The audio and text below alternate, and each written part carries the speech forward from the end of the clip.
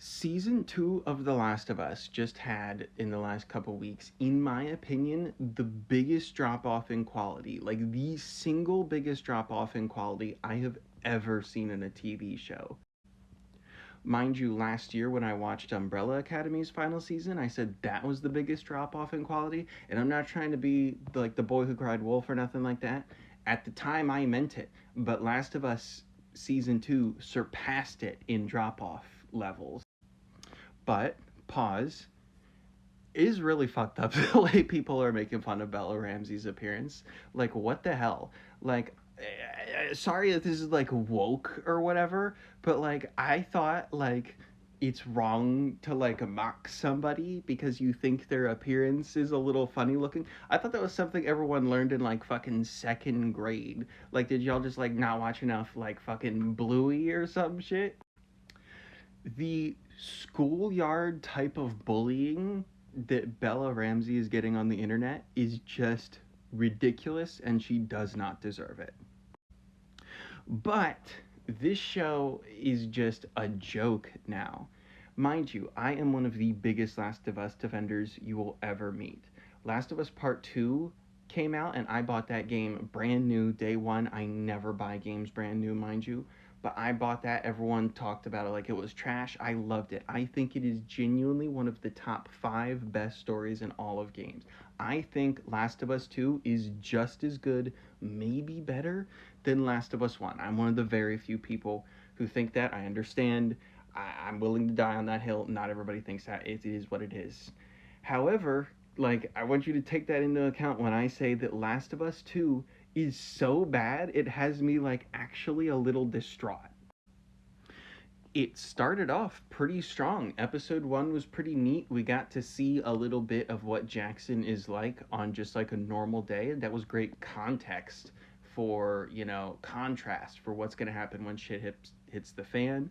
The whole like not Walker, Clicker fucking attack in episode 2, that was great. That was a really good addition, and I think really helped explain why Tommy and Maria couldn't send more guys to go deal with the wolves.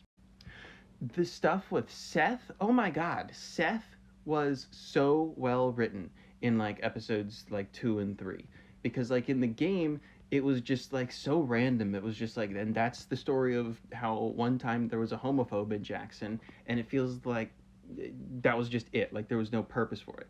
Here it feels like Seth is a character who actually had an arc, and he had like this really like unacceptable lash out moment, but he genuinely regretted it and grew from it. So in just a matter of like 3 or 4 scenes, that actor is just fantastic. Just in a matter of 3 or 4 scenes, I felt literally sold on the fact that this guy had like a genuine, sincere change of heart. But then Dina and Ellie left, and as soon as they were gone on their trip, it just went completely south. First and foremost, Dina going on this trip does not make sense if she's not already actively like in a relationship with Ellie. I'm sorry, it does not. I know that we got like one little scene of Joel, teaching Dina how to fix a radio. I'm sorry, that is not enough to sell me on the fact that Dina is so close to Joel that she'll embark on this like huge revenge quest for him. In the game, it made perfect sense because we really had good reason to believe that Dina sincerely loved Ellie with all her heart. So of course she was going to support her no matter what she did. That made perfect sense. But now it does not make any sense for Dina to come along on this trip. It does not feel in character for her.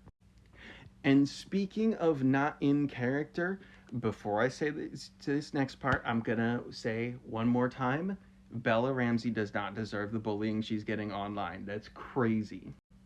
And she's a fine actress as well. She did a fantastic job of playing Ellie in season 1, and she also did a really good job of I can't remember her name, but the character in Game of Thrones. Those are the only two things that I've ever seen her in. Fantastic actress. So that's why I'm even more confused as to why Ellie is such a terrible character in this season of the show. Again, to take it back to the game, in the part 2 of the game, Ellie is such a quiet and somber character in part 2, and you really feel how not just Joel's death, but the world at large has shaped Ellie into a completely different person. It has taken a massive, massive toll on her already before Joel dies, and then Joel dies, and she's in the grieving process, and she is just such a shell of who she was before. Even before the grieving process, she at 19 was not the same person that she was when she was 14. Most people wouldn't, but especially in this world where she has to grow up fast, of course she's going to be a totally different person. Meanwhile, in the show, it is not only 5 years later, she is 19 instead of 14, and she has not only grown up in this incredibly harsh and unforgiving world, and she has not only just watched her surrogate father get brutally beaten to death right in front of her. In spite of all that, she's still the silly, jokey, like teenager that she was in season one. Like, what? Now, you could argue that she's still like in denial, like she's just burying her feelings, but that's not who Ellie is. That is not who we have learned that Ellie is throughout either of the games and most of the show up till now. So it just does not make sense for her to be on this revenge quest, but at the same time she's like teehee lol xd random girls trip. Ellie is more silly and jokey now after watching Joel get stabbed in the throat than she was in season one. She acts like a freaking Disney Channel character. And then there was Jesse's entrance in the previous episode. In the game, it made perfect sense because like they knew somebody was going up against the WLF. They didn't know who. They thought it was Tommy. The WLF was just calling him the lone male intruder, and so Ellie was trying to track down this lone male intruder, and she was actively following like explosions and gunshots, trying to find him. And then finally, after a while of searching, she finally ran into him. In the show, they just do this super cheap thing where she's about to die and he just happens to rush in at the exact right moment. Like, what? The good version of the story was already there. And you're like, no, let's throw out the good version and let's change it to something stupid and cliche that happens in every single poorly written show. And while I'm on that scene, Ellie telling Dina to go hide while she fights the clickers doesn't, or fucking stalkers, doesn't make any sense. Yeah, she's immune. Yes, she can get bit. Yes, she's immune to the virus. She's not immune to being eaten alive. Girl, what? I don't think I've ever crashed out this hard over something fictional before. Normally, if I don't like something, I'm just kind of like, well, whatever, it's not my cup of tea. And if it's something that, like, is from a series that I normally do like and I don't like this entry, I'll just be like, well, maybe the next one will be better. But this, for whatever reason, this is just really got under my skin, partly because I'm embarrassed. Like, I have talked for years about how Last of Us is like one of my absolute favorite stories of all time, and how like everybody has got to play The Last of Us at least once before they die. But then the show came out, I was like, oh well, if you don't want to play the games, you can just watch the show. And now I'm like, damn, I hope people don't watch season 2 of this show, because they're gonna watch this and be like, damn, he actually likes this crap.